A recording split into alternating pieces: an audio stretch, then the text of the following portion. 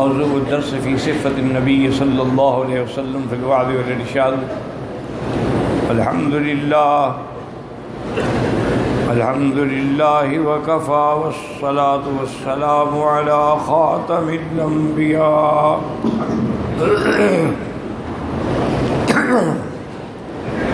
والصلاة والسلام على خاتم الأنبياء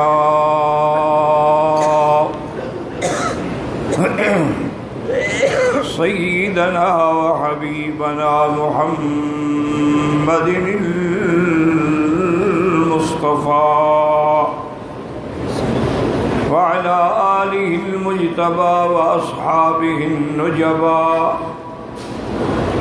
اللهم صل على سيدنا محمد النبي الأمي الهاشمي وعلى آله وأصحابه نجوم الهدى.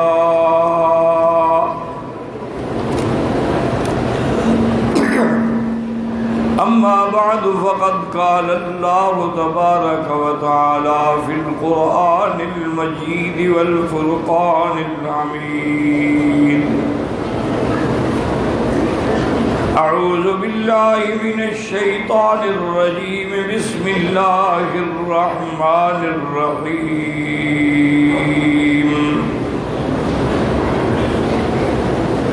يا أيها النبي إنا أرسلناك شاهدا ومبشرا ونذيرا وداعيا إلى الله بإذنه وسراجا منيرا. قال النبي صلى الله عليه وسلم: لا يؤمن أحدكم حتى أكون أحب إليه من ولده ووالده والناس أجمعين، أو كما قال النبي المصطفى صلى الله عليه وعلى آله وصحبه وسلم تسليما كثيرا. صدق الله العلي العظيم، وصدق رسوله النبي الكريم، ونحن على ذلك لمن الشاهدين ومن الشاكرين. والحمد لله رب العالمين. رب اشرح لي صدري ويسر لي أمري واحلل عقدة من لساني يفقهوا قولي. سبحانك لا علم لنا إلا ما علمتنا إنك أنت العليم الحكيم. برادران اسلام، واجب الاحترام بزرگوں، دوستوں، بھائیوں، عزیز نوجوانوں، اللہ تبارک و تعالیٰ کی کلام مبارک میں سے آیات مبارکہ اور آقا انعامدار حبیب کبریا سیدنا محمد مصطفیٰ صلی اللہ علیہ وعلا آلہ واصحابہ وسلم تسلیما کثیرا کثیرا کے فرامین مبارکوں سے ایک حدیث تلاوت کی ہے. دعا فرمائیں کہ اللہ تبارک و تعالی ازواج مع الاہل صحت عافیت کاملہ عاجلہ دائمہ اور حق بات بیان کرنے کی توفیق عطا فرمائیں. آپ کو حق سننے سمجھنے کی، ہم سب کو حق پر چلنے کی توفیق عطا فرمائیں. پروردگار عالم اپنی رحمت سے تمام آنے والوں کا حج، زیارات، صدقات، خیرات، عبادات منظور و مقبول فرمائیں. میں نے سابقہ دروس میں سب سے اہم امر جو ہے شہادت واللہ الہ الا اللہ وان محمد رسول اللہ، اس کی جز اول جو ہے لا الہ الا اللہ، اس کے بارے میں نے عرض کر دیا تھا کہ اس جز میں تو توحید ہی توحید ہے، اور وضاحت کر دی تھی کہ توحید ربوبیت کیا ہے، توحید الوہیت کیا ہے، اور توحید اسماء و صفات کیا ہے۔ اب دوسری جز جو ہے، چونکہ یاد رکھیں ایک آدمی ساری زندگی اگر لا الہ الا اللہ پڑھتا رہے تو مسلمان نہیں ہوگا، جب تک کہ وہ محمد الرسول اللہ۔ ایمان کامل تب ہوگا جب شہادتین پر ایمان ہو۔ اگر صرف حضور کو ماننے اور اللہ کی توحید کو نہ مانے تب بھی مسلمان نہیں ہو۔ اور ایک آدمی پہلی جز کو تو مانے اور توحید پہ بڑا زور دے، لیکن محمد الرسول اللہ پر ایمان نہ لائے تو مسلمان نہیں ہوگا۔ اچھی طرح دماغوں میں بٹھا لیں بات، اللہ کرے کہ ہمارا کلمہ ہی صحیح ہو جائے، کیونکہ نجات تو اسی کلمے پر ہے۔ اس کے بغیر تو جنت ہی نہیں ملتی۔ من قال لا الہ الا اللہ دخل الجنہ، من کان آخر کلامہ لا الہ الا اللہ دخل الجنہ، مفتاح الجنت لا الہ الا اللہ۔ یہ تو اصل ہے، اصول ہے۔ اچھا، اب یہ بات بھی یاد رکھیں کہ اگر ایک آدمی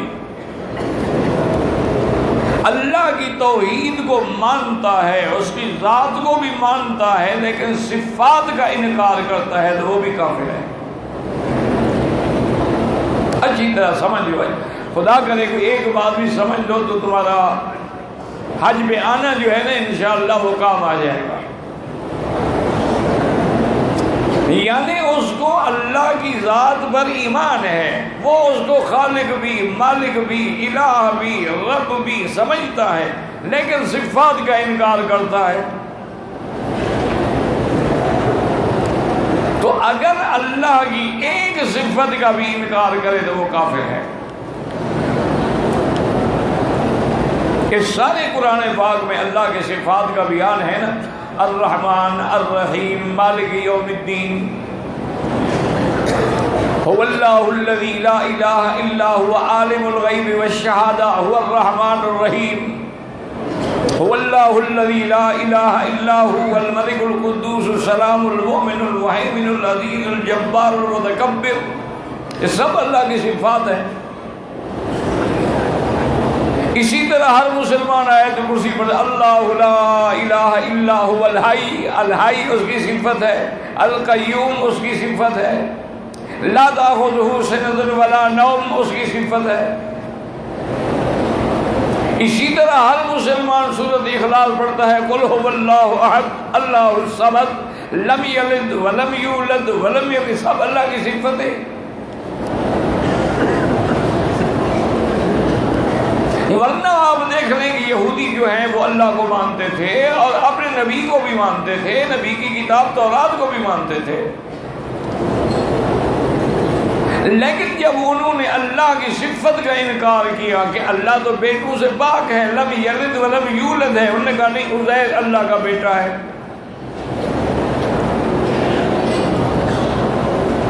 اسی طرح نصارہ ہیں، وہ بالکل مانتے تھے، ان کا ایمان تھا خدا ہے، انبیاء ہیں، ملائکہ ہیں، رسول ہیں، قیامت ہے، لیکن اللہ کی صفت کا انکار کیا اور کہا کہ حضرت عیسیٰ خدا کا بیٹا ہے۔ تو صفات کا انکار کرنے سے آدمی مسلمان نہیں ہوتا۔ اور اسی طرح اب دوسری جز کو سمجھیں کہ محمد الرسول اللہ، اچھی طرح ایک دفعہ پڑھ لو، لا الہ الا اللہ محمد الرسول اللہ۔ تو اب یہ سمجھیں، اگر وہ شخص محمد الرسول اللہ پر ایمان لائے اور ان کی صفات پر ایمان نہ لائے وہ بھی مسلمان نہیں ہو سکتا۔ اب دیکھیں ایک آدمی کہتا ہے کہ بالکل حضور پاک نبی ہے لیکن وہ ختم نبوت کا انکار کرتا ہے تو کافر ہو جائے گا کہ حضور کی صفت ہے خاتم النبیین۔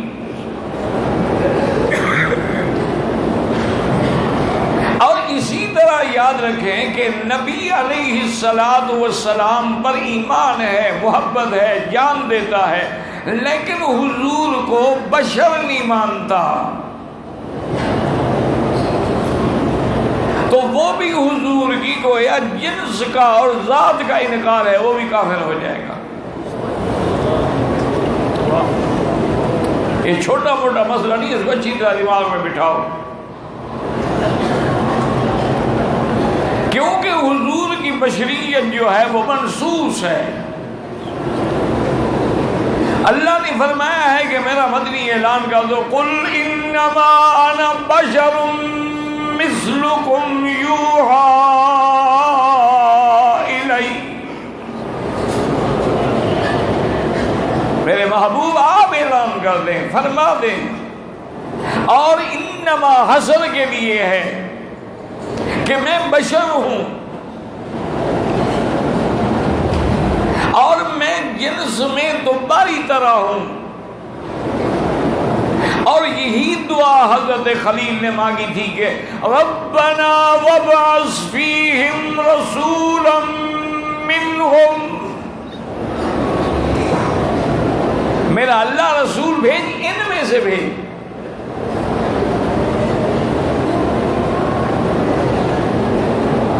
اسی طرح اللہ نے اپنے بندوں پہ احسان جیتا، لقد من اللہ علی المؤمنین اذ بعث فیہم رسولا من انفسہم، اسی طرح اللہ نے فرمایا لقد جاءکم رسول من انفسکم،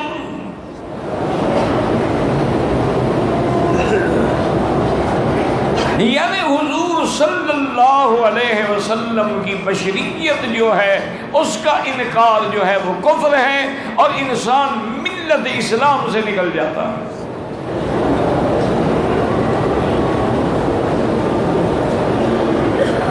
اسی لیے حضور صلی اللہ علیہ وسلم کا نسب یاد رکھنے کا حکم ہے کہ حضور کا نسب یاد رکھو کہ محمد ابن عبداللہ ابن عبد المطلب ابن ہاشم،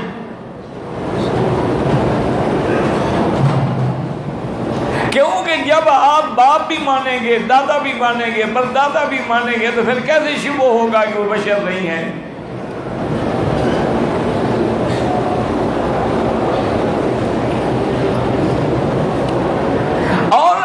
بات کو پوری توجہ کے ساتھ دماغ میں رکھیں کہ اگر ایک طرف ساری دنیا ہو اور ایک طرف میرے مدنی محمد کا فرمان ہو تو کس کی بات مانو گے؟ بھئی ساری دنیا ایک طرف ہے لیکن میرا محمد مدنی ایک طرف ہے۔ تو جب حضور نے خود فرما دیا کہ انما انا بشر، میں بشر ہوں، انسا کما تنسونا، میں بھی بھول جاتا ہوں جیسے تم بھول جاتے ہو، اور ایک حدیث میں فرمایا انسا کما تنسونا واغضب کما تغضبون، اور مجھے بھی غصہ آتا ہے جیسے تمہیں غصہ آتا ہے۔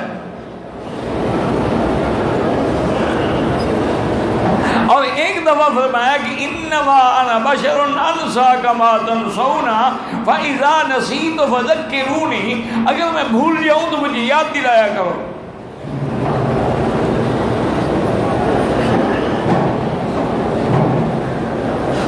اور اسی طرح یاد رکھ لیں کہ حضور صلی اللہ علیہ وعلی آلہ واصحابہ وسلم، یعنی آپ نے فرمایا انا سید ولد آدم، میں آدم کی اولاد کا سردار ہوں، یعنی حضور اولاد آدم میں ہیں۔ یہ تو جاہل کہتے ہیں نا کہ بشر کہنا توہین ہے، نعوذ باللہ۔ اگر توہین ہو تو اللہ آدم علیہ السلام کو بشر کہتے کہ انی خالق البشر، اللہ نے حضرت آدم کو بشر بھی فرمایا، آدم بھی فرمایا، وَإِذْ قُلْنَا لِلْمَلَائِكَةِ اسْجُدُوا لِآدَمَ۔ اللہ نے آدم کو خلیفہ بھی فرمایا، اِنِّي جَاعِلٌ فِي الْأَرْضِ خلیفہ۔ اور بڑی وضاحت کی اِنِّي خَالِقٌ بَشَرًا مِّن صَلْصَالٍ۔ اور اسی طرح اللہ کے قرآن نے اعلان کیا کہ خلقہ من تراب، کہ اللہ نے آدم کو مٹی سے پیدا کیا۔ اور یہ بات یاد رکھیں کہ مٹی کا معنی یہ نہیں کہ صرف مٹی سے بنایا ہے، جزو اعظم مٹی تھی، ورنہ 4 عناصر سے اللہ نے پیدا کیا ہے، جس میں مٹی بھی ہے، ہوا بھی ہے، آگ بھی ہے، پانی بھی ہے، لیکن جزو اعظم جو ہے وہ مٹی ہے۔ اسی لیے قرآن کسی جگہ کہتا ہے کہ میں نے آدم کو من تراب، مٹی سے پیدا کیا، کسی آیت فرمایا من طین، تین تب بنے گا جب پانی مل جائے گا، اور کسی جگہ فرمایا من صلصال کالفخار، اور کسی جگہ فرمایا من حمأ مسنون، 4 عناصر بھی آ گئے۔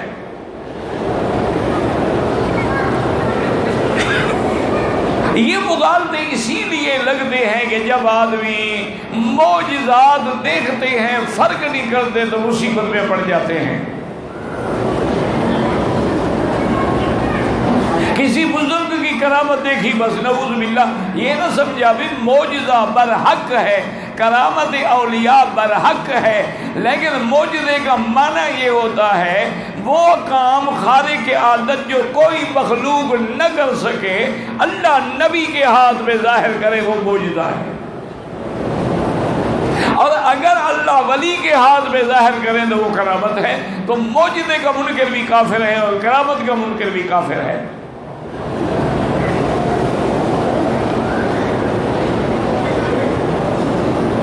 کسی جگہ اللہ معجزے کا اظہار فرماتے ہیں، کسی جگہ نہیں فرماتے۔ اب سلیمان علیہ السلام کو اللہ نے نبی بنایا، پیغمبر بنایا، بادشاہ بنایا، اور ایسا ملک دیا جو کسی کو نہیں ایسی حکومت نہیں ملی ہے، ہوائیں تابع کر دی، جن تابع کر دیے، لیکن تخت منگوانے کے لیے حضرت سلیمان نے خود نہیں کیا بلکہ پوچھا کہ کون لائے گا؟ خدا کے لیے کچھ سمجھا کرو، یہ نہیں کہ اچھا جی جدھر لوگ جائیں گے ہم بھی چلے جائیں گے، اور جی لوگ احرام باندھیں گے ہم بھی باندھ لیں گے، لوگ طواف کریں گے ہم بھی کر لیں گے، اور لوگ صفا دوڑیں گے ہم بھی دوڑ لیں گے۔ نہ صفا کا پتہ، نہ احرام کا پتہ، نہ طواف کا پتہ۔ لوگ بغل نکالیں گے ہم بھی نکال لیں گے، لوگ نہیں نکالیں گے تو ہم بھی نہیں نکالیں گے، بس ہم نے تو لوگوں کو دیکھنا ہے نا، اللہ کے نبی کے عمل تو نہیں دیکھنا۔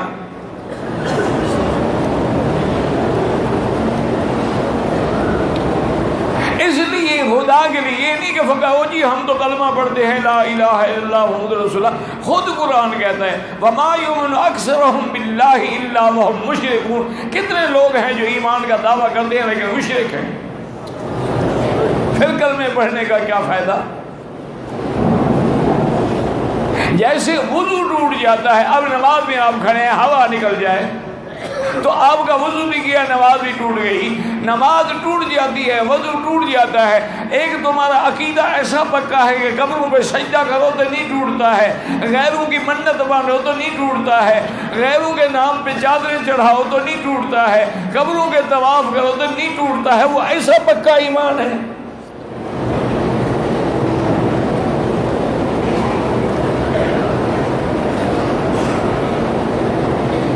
صرف ایک صحابی نے اتنا کہہ دیا کہ ماشاء اللہ وشئتا، کہ جو اللہ چاہے اور جو آپ چاہیں۔ حضور ناراض ہو گئے، فرمایا جعلتنی للہ ندا، کیا کہہ رہے ہو تم مجھے اللہ کا شریک بنا رہے ہو؟ کہ واہ جمع کے لیے ہوتی ہے، فا تعقیب کے لیے ہوتی ہے، ثم تراخی کے لیے ہوتا ہے، تم نے کہا کہ ماشاء اللہ وشئتا تو مجھے اللہ سے ملا دیا، مجھے شریک بنا رہے ہو۔ یہ کہا کہ ماشاء اللہ ثم شئتا، جو اللہ چاہے اور اس کے بعد آپ چاہیں۔ اللہ کے ساتھ ملاؤ نہیں.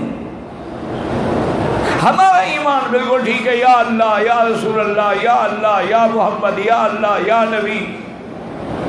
اللہ بخش بھی ہے، نبی بخش بھی ہے. اللہ بخش بھی ہے، حسین بخش بھی ہے، فقیر بخش بھی ہے. فرق کیا ہے پھر؟ اس سے بڑا شرک کیا ہوتا ہے کہ اللہ بھی اولاد دینے والا اور حسین بھی اولاد بخشنے والا. حسین بخش، نبی بخش، رسول بخش، فقیر بخش. اس سے بڑے مشرکانہ نام تاریخ انسانیت میں نہیں گزرے.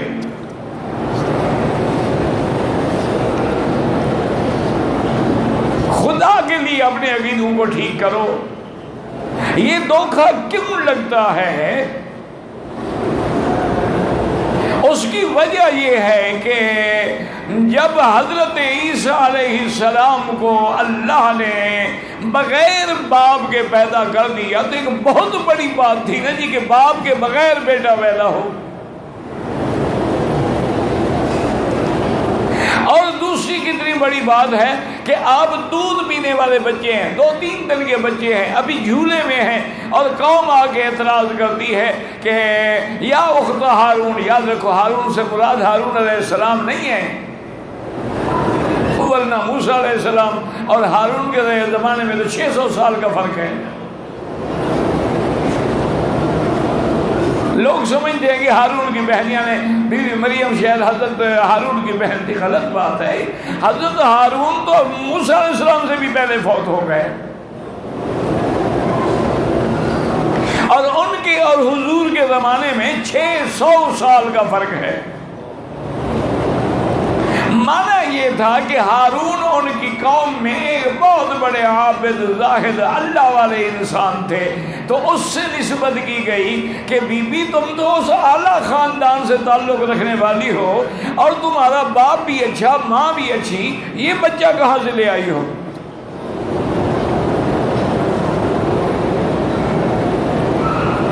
اب دیکھیں کتنا بڑا معجزہ ہے، کتنا بڑا مقام ہے.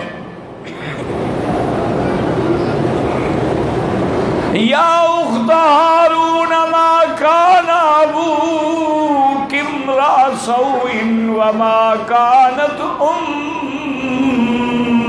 بغیا. بی بی چپ بیٹھی ہوئی ہے. فاشارت الیہ، بی بی نے صرف اشارہ کیا کہ جس پہ اعتراض کرے اس سے پوچھو کہ یہ کون ہے.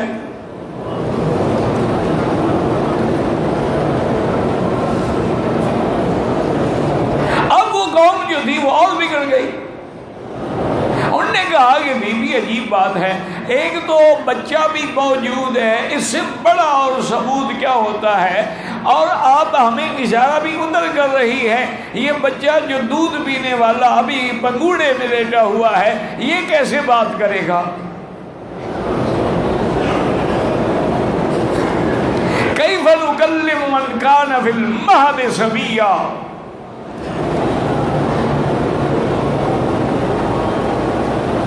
جب انہوں نے یہ اعتراض کیا تو اللہ نے حکم دیا عیسیٰ ابن مریم کو کہ اب یہ مسئلہ صرف تیری والدہ کا نہیں ہے بلکہ عصمت انبیاء کا مسئلہ ہے.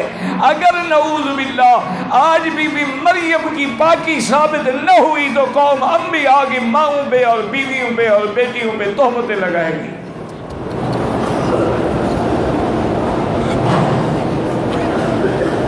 اس لیے یاد رکھ لو انبیاء گناہوں سے معصوم ہوتے ہیں اور انبیاء کی بیویاں بھی محفوظ ہوتی ہیں. اور میرے مدنی کی تو شان ہی نرالی ہے. فرمایا ولدت من نکاح ما ولدت من صفاح.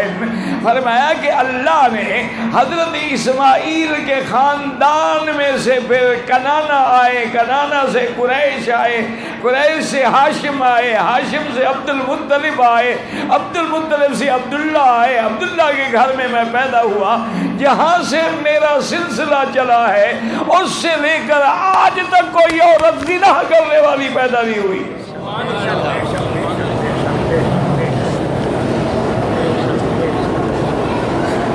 یہ شان مصطفیٰ ہے کہ کافر تھے لیکن زنا نہیں تھا.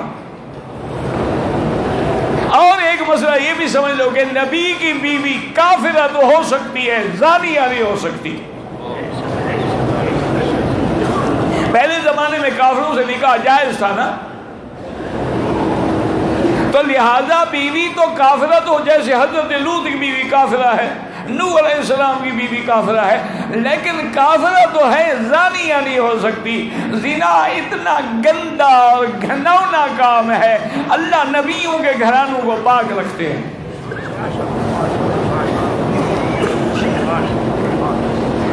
تمام انبیاء کے گھرانے پاک ہوتے ہیں۔ حضور صلی اللہ علیہ وسلم کے پاس وفد نجران آیا، 60 آدمی کا بڑا وفد تھا، حتیٰ کہ صحابہ کہتے ہیں ایسے لوگ ہم نے نہیں دیکھے، بڑے قد والے اور اعلیٰ لباس اور چمکتے ہوئے لباس اور چمکتے ہوئے چہرے، کہتے ہیں ایسا وفد ہم نے آج تک دیکھا نہیں تھا۔ اور ان کا جو سردار تھا جس کی قیادت کر رہا تھا اس کا نام عبد المسیح تھا، مسیح عیسیٰ علیہ السلام کا نام ہے، لیکن یاد رکھو کہ مسیح ابن مریم عیسیٰ علیہ السلام کا نام ہے، اور صرف مسیح جو ہے وہ دجال بھی ہے۔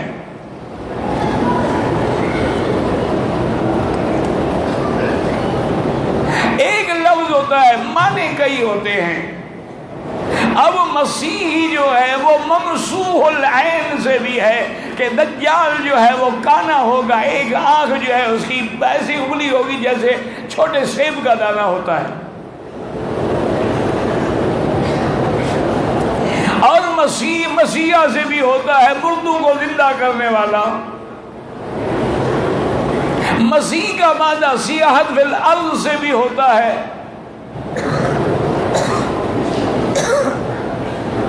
انہوں نے کہا کہ حضور ہم نجران سے آئے ہیں اور ہم نصارہ ہیں، ہم نصرانی ہیں اور دین عیسیٰ بھی ہیں، ہم آپ کی خدمت میں آئے ہیں مسائل سے مذاکرات کرنے کے لیے کہ معاملات جو ہیں وہ مذاکرات سے حل ہوتے ہیں، لڑائیوں سے حل نہیں ہوتے۔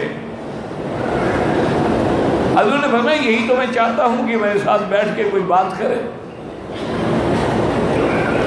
انہوں نے کہا حضور آج ہم تھکے ہوئے آئے ہیں، نجران سے سفر کیا ہے، ہم رات آرام کریں گے اور کل آپ سے بات ہوگی۔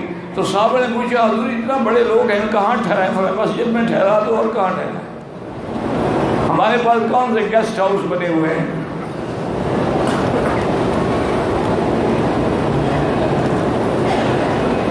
اب دیکھیں وہ کافر ہیں لیکن حضور نے کہاں ٹھہرایا؟ اور مسجد کون سی؟ تمہاری مسجد تھی وہ مسجد نبوی جس کا اللہ کے گھر کے بعد مقام ہے۔ ایک ہمارے مسلمان ہیں کہ کوئی دین کی تبلیغ کرنے کے لیے آئے، کہتے مسجد سے نکالو ان کو، مسجد کو دھو ڈالو ان کو، مسجد میں نہ رہنے دو، مسجد پلید ہو جائے گی۔ مشرکوں سے پلید نہیں ہوئی، توحید کی دعوت دینے والوں سے پلید ہو جائے گی، اور پلید تو مشرک ہوتا ہے۔ انما المشرکون نجس، جو قبروں میں سجدہ کرتے ہیں ان سے تو مسجد پلید نہیں ہوئی۔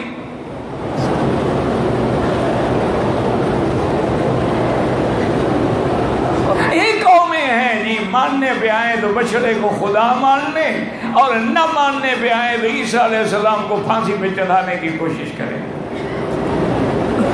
یہ قوم ایسی ہے سمجھنے کے لیے تیار ہی نہیں ہے۔ بہرحال دوسرے دن جب وہ آئے تو انہوں نے کہا کہ یا محمد صلی اللہ علیہ وسلم، ہم نے آپ سے اس موضوع پہ بات کرنی ہے کہ کیا آپ حضرت عیسیٰ علیہ السلام کو مانتے ہیں؟ میں بالکل ہم مانتے ہیں۔ عیسیٰ علیہ السلام اللہ کا پیغمبر ہے، رسول اللہ ہے، روح اللہ ہے، کلمت اللہ ہے۔ انہوں نے کہا حضور پھر انشاءاللہ آپ کا ہمارا مسئلہ حل ہو جائے گا کہ بنیاد تو عیسیٰ ہے نا، اور عیسیٰ علیہ السلام کا تو آپ ہی احترام فرما رہے ہیں۔ انہوں نے کہا حضور آپ بی بی مریم کے بارے میں کیا عقیدہ رکھتے ہیں؟ حضور نے فرمایا کہ مریم صدیقہ ہے۔ طاہرہ ہے، مریم بیوی جو ہے وہ عابدہ ہے، زاہدہ ہے، قانتہ ہے، پاک ہے، جس نے اپنے بدن کی حفاظت کی ہے، اور جس کا اللہ نے قرآن میں نام لیا ہے۔ اور ہمارے قرآن میں بی بی مریم کے نام پہ تو پوری سورت موجود ہے۔ انہوں نے کہا حضرت پھر تو مسئلہ حل ہو گیا، آپ عیسیٰ علیہ السلام کو بھی مانتے ہیں، بی بی مریم کو بھی مانتے ہیں۔ ایک ہوتا ہے نا جیسے یہودی نہیں مانتے تھے، وہ کہتے تھے کہ عیسیٰ علیہ السلام بغیر باپ کے نہیں پیدا ہوئے بلکہ یوسف نجار کا بیٹا ہے، یوسف نجار کا ناجائز تعلق تھا بی بی مریم سے، اس نے اپنے اس عیب کو چھپانے کے لیے ڈرامہ بنایا قوم کے سامنے۔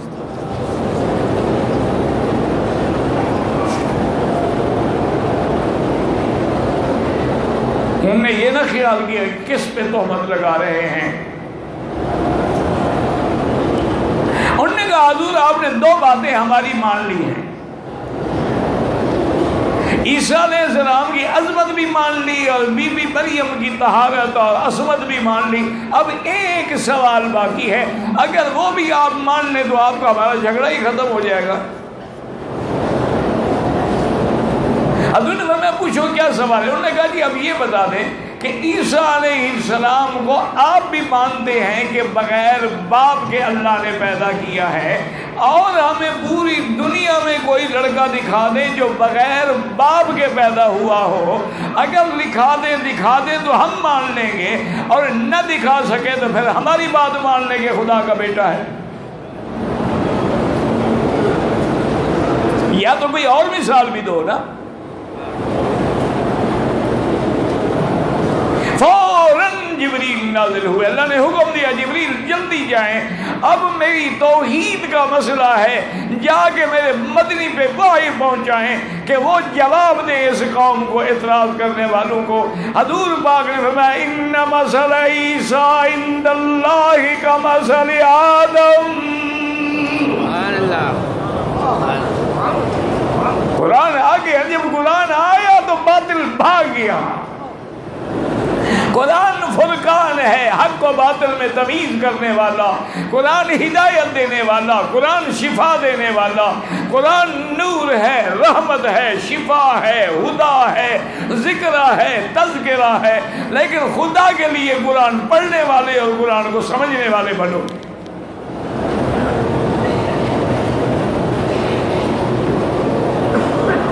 اب حضور نے پڑھا ان مثل عیسیٰ عند اللہ کمثل آدم خلقہ من تراب ثم قال له کن فیکون۔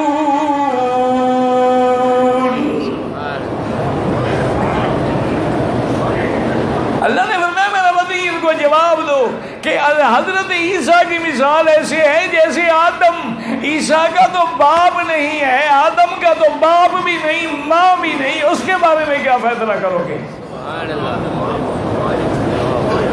اگر باپ نہ ہو تو وہ بیٹا بن جاتا ہے، تو جس کا باپ بھی نہ ہو ماں بھی نہ ہو تو وہ تو پھر خدا بنے گا نا، پھر بھی تو یہ اسی کا بیٹا بنے گا نا۔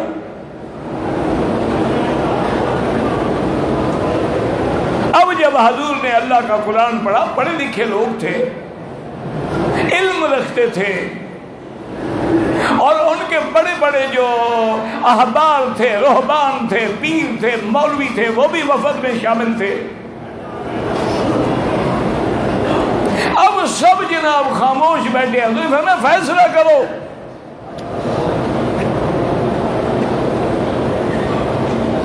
یا تو پھر جیسے تم مجھ سے مطالبہ کرتے ہو کہ عیسیٰ کا باپ کون ہے، میں تم سے مطالبہ کرتا ہوں کہ آدم کا باپ اور ماں کون ہے۔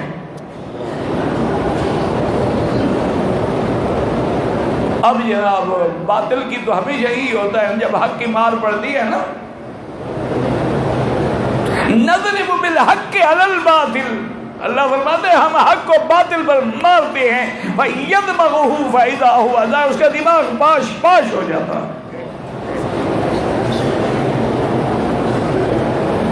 انہوں نے کہا حضرت ایسا کریں کہ ہمیں ایک رات کی مہلت دے دیں، ہم رات کو بیٹھ کے غور کریں گے اور کل جواب دے گا۔ ٹھیک ہے جاؤ کل جواب دو۔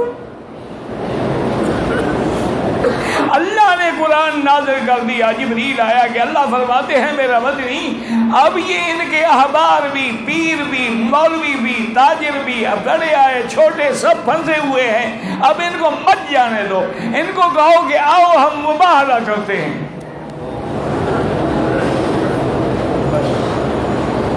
یہ مسئلہ توحید ہے جس کے لیے محمد مدنی مباہلے کی دعوت۔ ندعو ابناءنا وابناءکم ونساءنا ونساءکم وانفسنا وانفسکم ثم نبتہل فنجعل لعنت اللہ علی الکاذبین۔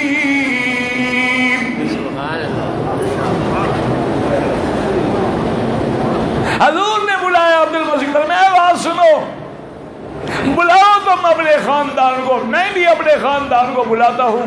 باہر میدان میں کھڑے ہو جاتے ہیں اور اللہ سے دعا مانگتے ہیں کہ ہم دو میں جو جھوٹا ہے اس پر اللہ کا عذاب نازل ہو۔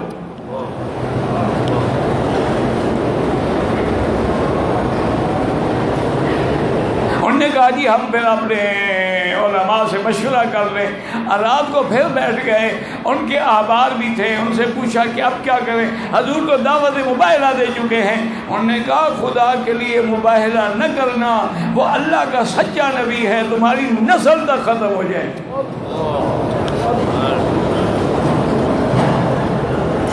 تو انہوں نے کہا اب کریں کیا، کدھر جائیں؟ انہوں نے کہا بس حضور سے کہو یا رسول اللہ بس ہم مسائل نہیں بیان کرتے، آپ جو بھی ہم پر ٹیکس مقرر کریں، جزیہ مقرر کریں، وہ ہر سال ہم مسلمانوں کو دیا کریں گے، بس آپ اپنے کام میں رہیں، ہم اپنے کام میں رہیں گے، ہم مباہلہ نہیں کرتے۔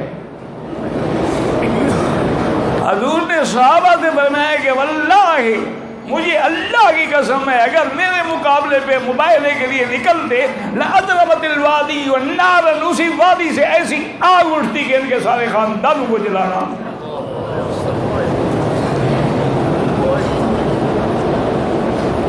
مسلمانوں خدا کے لیے غور کرو، آخر کیا وجہ ہے کہ مکے والے ہیں، دشمن ہے، ابو جہل ہے، ابو لہب ہے، عتبہ ہے، عتیبہ ہے، شیبہ ہے، ربیعہ ہے، وہ سارے حضور کو بشر تو مانتے تھے لیکن نبی نہیں مانتے تھے۔ مسئلہ سمجھو اچھی طرح۔ اور ساری دنیا کے کافر جو ہیں وہ انبیاء کو بشر مانتے تھے کہ ابشر منا واحدا نتبعہ، قالوا ما انتم الا بشر مثلنا، وہ بشر مانتے تھے کہ بشر ہیں لیکن نبی، وہ کہتے نبی ہوتے تو نور کا ٹکڑا ہوتے، نبی ہوتے تو اللہ آپ کے ساتھ نوری فرشتے بھیجتے۔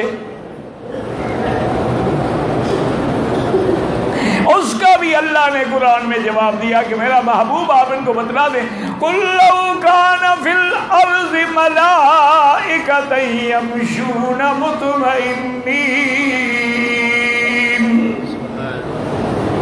لَنَزَّلْنَا عَلَيْهِمْ مِنَ السَّمَاءِ مَلَكًا رَسُولًا۔ اللہ نے فرمایا ان کو کہہ دو کہ بدبختو، اگر زمین میں فرشتے ہوتے، اگر زمین میں نوری مخلوق ہوتی تو ہم بھی نوری نبی بھیجتے۔ زمین میں مخلوق جو ہے وہ خاکی ہے، وہ اولاد آدم ہے، تو اس لیے ہم نے نبی بھی اولاد آدم سے بھیجا ہے۔ یاد رکھو تین مخلوقات ہیں، ایک نوری مخلوق ہے، ناری مخلوق ہے، خاکی مخلوق ہے۔ اللہ نے یہ مقام نوری کو بھی نہیں دیا، ناری کو بھی نہیں دیا، اللہ نے خاکی مخلوق کو چن لیا۔ حضرت آدم سے لے کر میرے مدنی محمد مصطفیٰ تک جتنے نبی آئے ہیں وَمَا أَرْسَلْنَا قَبْلَكَ إِلَّا رِجَالًا نُوحِي إِلَيْهِمْ، میرا مدنی آپ سے پہلے بھی جتنے پیغمبر گزرے ہیں وہ بھی بشر تھے، انسان تھے، مرد تھے، کسی عورت کو بھی نہیں بھیجا۔ یاد رکھو باطل تو باطل ہوتا ہے نا۔ ایک حضور کے بعد کے زمانے کی بات ہے، ایک عورت تھی، اس نے نبوت کا دعویٰ کر دیا۔ ایک عورت ہے نا آپ کے یورپ میں جو ماشاءاللہ جمعہ بھی پڑھاتی ہے، خطبہ دیتی ہے، امام بن گئی. ویسے کوئی نئی بات نہیں، آج تقریباً ہر آدمی کی امام عورت ہی ہے. نہیں، تمہاری امام نہیں عورت. جہاں عورت کہے گی وہاں بیٹی کا رشتہ ہوگا. باپ الٹا لٹک جائے اس کی نہیں چلے گی. تو امام کون ہوئی؟ اگر بیوی کہے گی نہیں جناب یہ تو بڑا بیپا بچہ ہے، اس کو تو آنے دیا کرے نا، وہ آئے گا. اور خامر کے رشتے دار آئیں تو ان کو سوکھی منہ کی روٹی، اگر آنا تھا انہوں نے پھر بازار سے کچھ پکڑ کے لے آتے. اور اس کے اپنے رشتے دار آئیں تو پھر تو جناب ماشاءاللہ 7 منزلہ پراٹھے تیار ہوتے ہیں.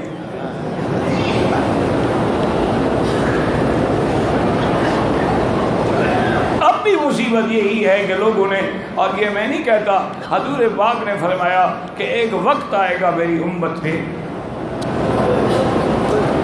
فرمایا وہ وقت ایسا ہوگا کہ امراؤہم شرارہم، ان کے حاکم جو ہیں برے لوگ بنیں گے. اور فرمایا آخر میں اس حدیث کے کہ وَأُمُورُهُمْ إِلَىٰ نِسَائِهِمْ، اور ان کے تمام کام جو ہیں وہ عورتوں کے ہاتھ میں ہوں گے، وہ عورتوں کے پیچھے چلیں گے. یہ علامات قیامت میں ہے. جتنا بڑا آدمی کیوں نہ ہو، جتنا بڑا ماشاءاللہ خاندان نسل والا کیوں نہ، عورت کے پیچھے چلے گا.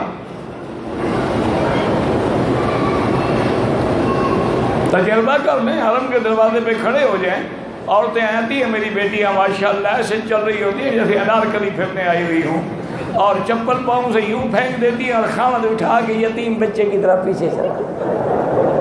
اچھا میڈم پھر میں کہاں انتظار کروں؟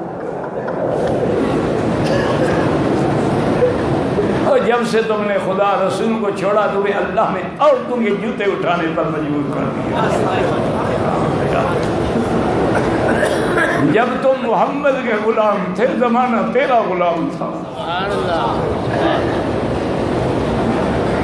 کی محمد سے وفا تو نے تو ہم تیرے.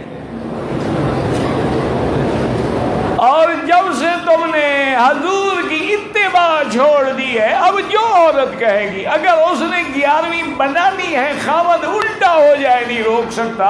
اس نے عرس میں جانا ہے، قوالی سننی ہے، اس نے ڈانس پارٹیوں میں شرکت کرنی ہے، اس نے جناب بڑے بڑے ہوٹلوں میں جا کے 2 پیس ڈانس کرنے ہیں، اس نے نائٹی پہن کے دنیا کی ماڈلنگ کرنی ہے. خامد بغیر دیکھ کے خوش ہو رہا ہے، دیکھا کیسے میری بیوی چمک رہی ہے. انا للہ و انا الیہ راجعون. بہرحال اب آپ اس بات پہ غور کریں کہ وہ سارے جو ہیں جتنے کافر گزرے ہیں نوح علیہ السلام کے زمانے سے لے کر، کہتے عجیب بات ہے ہماری طرح کے انسان ہے، کہتے ہیں میں نبی مانوں. ہر نے سب نے بشریت کا اقرار کیا ہے، نبوت کا انکار کیا ہے. ابو جہل حضور کو بشر مانتا تھا کہ نہیں؟ ہاں جی، نبی. یعنی ان کا عقیدہ یہ تھا کہ جو بشر ہے وہ نبی نہیں ہو سکتا. اچھا وہ بشریت کیوں مانتے تھے؟ کہ حضور کی ولادت ان کے سامنے ہے، حضور کی رضاعت ان کے سامنے ہے، حضور کا بچپن ان کے سامنے ہے، حضور کی جوانی ان کے سامنے ہے، حضور کا جہاد پہ جانا سامنے ہے، تجارت میں جانا سامنے ہے، دکھ تکلیف میں آنا سامنے ہے. ہر چیز اپنی آنکھوں سے دیکھ چکے تھے، وہ بشریت کا انکار کیسے کریں؟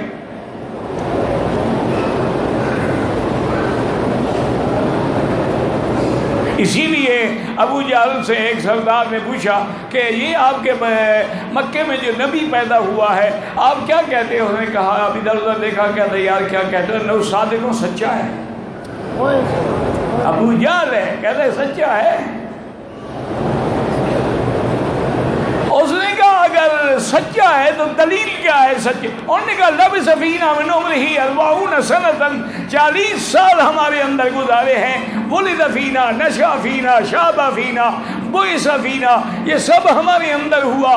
40 سال میں جس نے کسی انسان پہ جھوٹ نہیں بولا وہ خدا پہ جھوٹ بولے گا۔ اور دیکھو ابو جہل کی دلیل بھی دیکھو، تم بھی دلیلیں دیتے ہو نا۔ اس نے کہا کہ ابو جہل تو میں کہہ رہا ہوں، وہ تو ابو الحکم کہلاتا تھا نا۔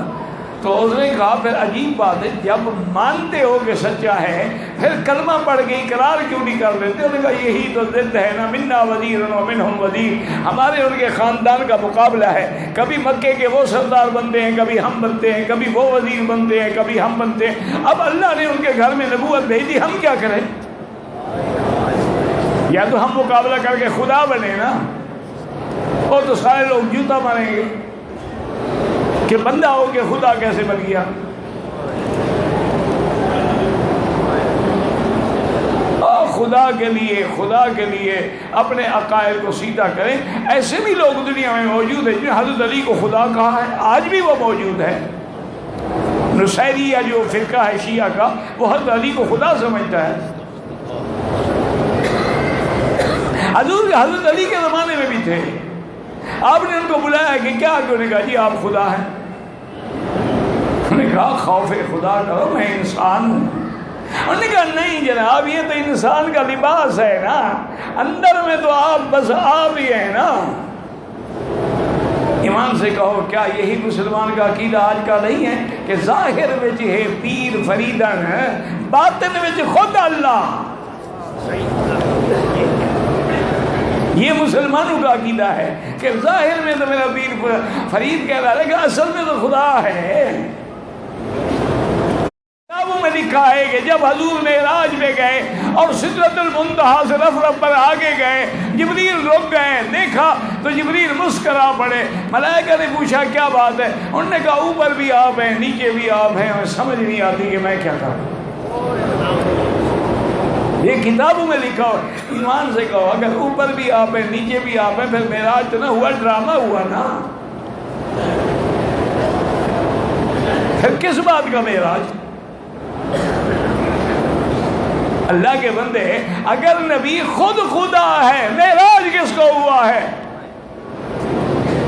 یہی تو ہم کہتے ہیں کہ تم ایک طرف میلاد مناتے ہو اور دوسری طرف بشریت کا انکار کرتے ہو۔ خدا سے ڈرو۔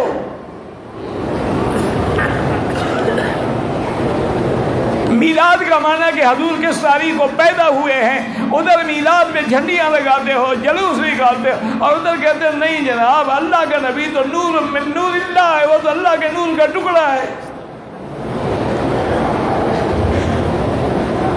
پہلے مسلمان ایمان سے کہو جو خدا ٹکڑے ہو جائے وہ بھی خدا ہوتا ہے۔ حضور جو اللہ کے نور کا ٹکڑا ہے تو ایک ٹکڑا تو نکل گیا نا۔ انا للہ و انا الیہ راجعون۔ تو یاد رکھیں کہ مکے والے یجبی کفار وہ بشریت مانتے تھے، نبوت نہیں مانتے تھے، اور ہمارے مسلمان جو ہیں یہ نبوت تو مانتے ہیں لیکن بشریت نہیں مانتے۔ اب آپ مجھے بتائیں ان میں اور ان میں کیا فرق ہے؟ میں نہیں کہتا، آپ کہتے ہیں مولوی کافر بناتے، آپ مجھے بتائیں جو حضور کو بشر مانے اور نبی نہ مانے وہ مسلمان ہے؟ ہاں جی کیا ہے؟ اچھا اگر حضور کو نبی مانے اور بشر نہ مانے،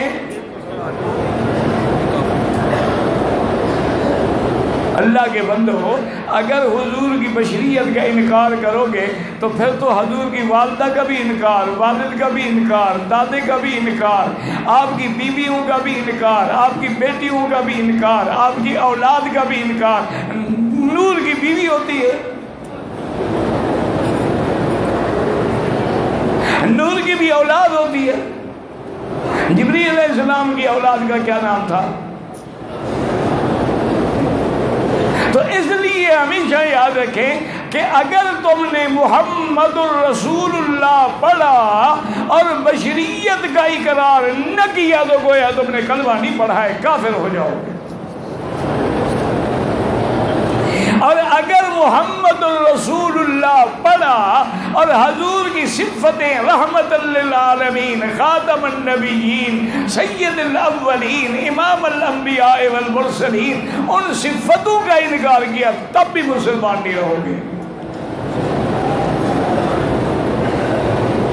تو اس لیے جب بھی آپ کلمہ پڑھیں تو پوری توحید پر بھی نظر ہو اور شان رسالت بھی نظر ہو۔ اگر اللہ نے حضور کو ہمارے پسینے سے بدبو آتی ہے، محمد پاک کے پسینے سے خوشبو آتی ہے، ہم تھوک ڈالتے ہیں، لوگ نفرت کرتے ہیں، محمد مدنی اگر ڈول میں لعاب ڈالے تو جیرانہ کا کنواں میٹھا ہو جاتا ہے، آپ اگر ہاتھ کھڑا کریں لوگ ہاتھ کاٹ ڈالیں گے، اور میرا مدنی انگلی کھڑی کرے تو چاند دو ٹکڑے ہو جاتا ہے۔ یہ معجزات دیکھنے کے بعد حضور کی بشریت کا انکار کر بیٹھے، اس سے بڑا کفر کیا ہوگا؟ اسی لیے اقبال کہتا ہے سبق ملا ہے معراج مصطفیٰ سے مجھے، وہ کہتا ہے مجھے تو معراج کے دن پتہ چلا ہے کہ نور کچھ بھی نہیں، اصل تو محمد مصطفیٰ ہے، کہ نور تو براق لا کے خادم بن کے ساتھ جا رہا ہے۔ سبق ملا ہے معراج مصطفیٰ سے مجھے کہ عالم بشریت کی زد میں ہے گردوں۔ تو اس لیے اللہ نے حکم دیا کہ صرف کلمہ پڑھو نہیں بلکہ فَاعْلَمْ أَنَّهُ لَا